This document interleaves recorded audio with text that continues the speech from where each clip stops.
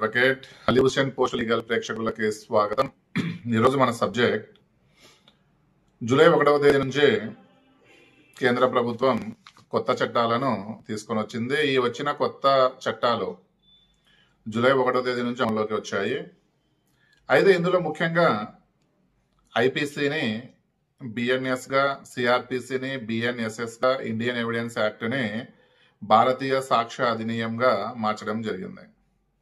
అయితే ఇక్కడ కొత్తగా ఏర్పడిన చట్టాల ప్రకారం శిక్షలు కూడా చాలా తక్కువ వ్యవధిలో 2 లేదా 3 నెలల లోపే శిక్ష ఖరారు అయ్యి జీవిత ఖైదు పడే అవకాశాలు ఈ కొత్తగా వచ్చిన చట్టాలలోని సెక్షన్స్లలో కల్పించబడ్డాయి.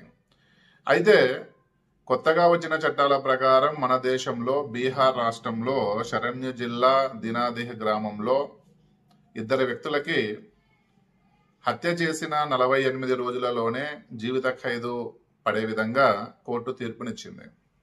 అసలు ఏంటి ఆ కేసు, ఎందుకు ఇలాంటి తీర్పు ఇచ్చింది అని చెప్పే ముందు మరొకసారి నా channel Ali Hussain post legal, నా ఛానల్ సబ్స్క్రైబ్ చేయని వారు ఎవరైనా ఉంటే సబ్స్క్రైబ్ చేసి పక్కనే ఉన్న బెల్ సింబల్ని క్లిక్ చేయండి.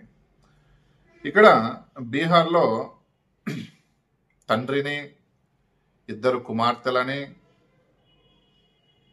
భార్యని గాయపరిచిన వారికి 2 వ్యక్తులకి కోర్టు జీవిత ఖైదు విధిస్తూ శిక్షను ఖరారు చేసింది. సెషన్ కోర్టు వచ్చేసి ఇలాంటి తీర్పుని ఇచ్చింది. ఎవరు ఆ వ్యక్తులు, వారి పేరు ఏంటి అంటే సుధాన్స్ కుమార్ మరియు అంకిత్ కుమార్. వీళ్ళిద్దరూ డాబా పైన నిద్రిస్తున్న తారకేశ్వర్ ని హత్య చేశారు. అదేవిధంగా అతని 2 కుమార్తెలను కూడా హత్య చేస్తారు. ఈ 2 కుమార్తెలు తండ్రి చనిపోగా భార్య పూర్తిగా గాయాల పాలైంది.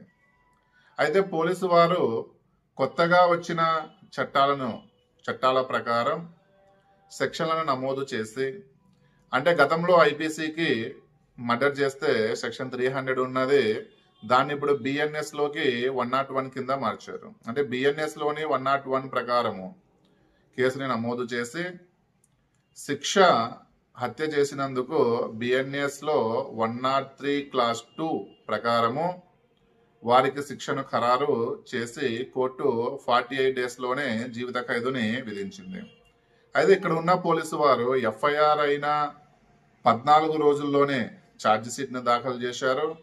14 రోజుల్లోనే ఛార్జ్ షీట్ దాఖలు చేసి కోర్టుకు సమర్పించడం జరిగింది. కోర్టులో ఈ రిమైనింగ్ బ్యాలెన్స్ అంటే 48 డేస్ లో 14 డేస్ లో ఛార్జ్ షీట్ ని వేస్తే రిమైనింగ్ 34 డేస్ లోనే కేసు పూర్తిగా విచారణ జరిగి వారికి జీవిత ఖైదు అనేది పడడము జరిగింది.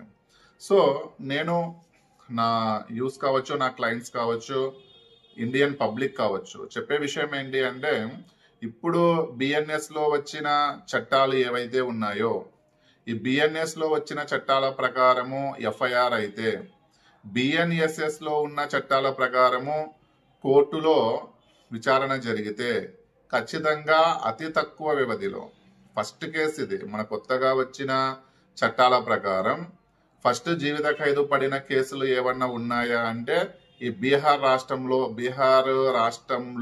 ఉన్న ఈ తరణ్ జిల్లాలో మాత్రమే ఫస్ట్ కేసు నమోదయ్యింది. అదేవిధంగా ఫస్ట్ జీవిత ఖైదు పైన కేసు కూడా ఇదే.